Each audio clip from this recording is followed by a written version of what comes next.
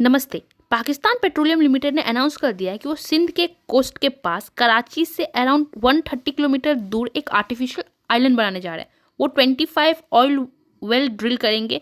ये structure Tide से बचाने के लिए अराउंड 6 फीट ऊंचा बनाया जाएगा। ये प्रोजेक्ट तब लॉन्च हुआ जब डोनाल्ड ट्रंप ने पब्लिकली पोस्ट करके बोला था कि पाकिस्तान और यूएस विल वर्क टुगेदर और develop a massive oil reserve जो पाकिस्तान फिर इंडिया को सेल करेगा। ये ट्रंप का ट्वीट था।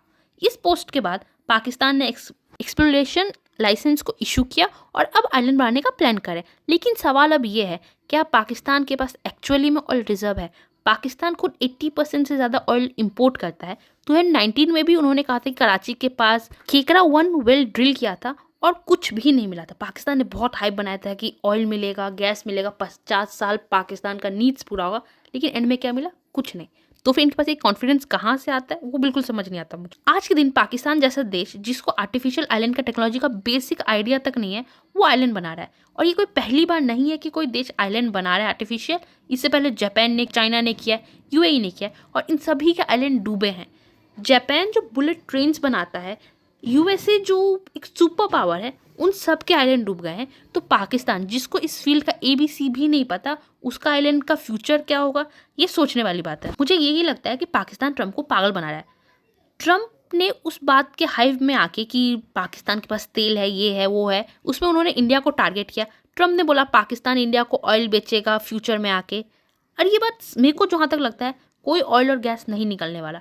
पाकिस्तान ने ट्रंप को बेवकूफ़ बनाया है और ट्रंप ने उसी स्टेटमेंट को जियोपॉलिटिक्स का हवा दिया है और उसको आगे बढ़ाया है। और एक बड़ी खबर ये आ रही है कि यूएस ने फाइनली भारत के javelin anti tank missile deal को अप्रूवल दे दिया है। इंडिया 2010 में भी ये मिसाइल खरीदना चाहता था, तब यूएस ने मना कर दिया था।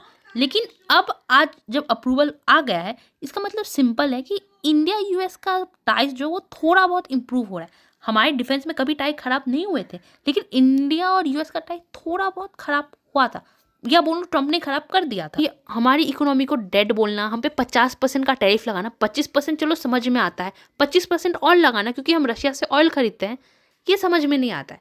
ट्रंप ने बहुत कुछ बोला था भारत को लेकर, ना ही सिर्फ ट्रंप ने, ट्रंप के जो मिनिस्टर्स हैं उन्होंने भी बोला था। और अभी बीच में ये भी खबर आ रही है कि यूएस हो सकता है भारत पे जो 50% का टैरिफ है उसको कम करके 14 से 15% तक ला दे, क्योंकि रियलिटी ट्रंप को भी पता चल गया है।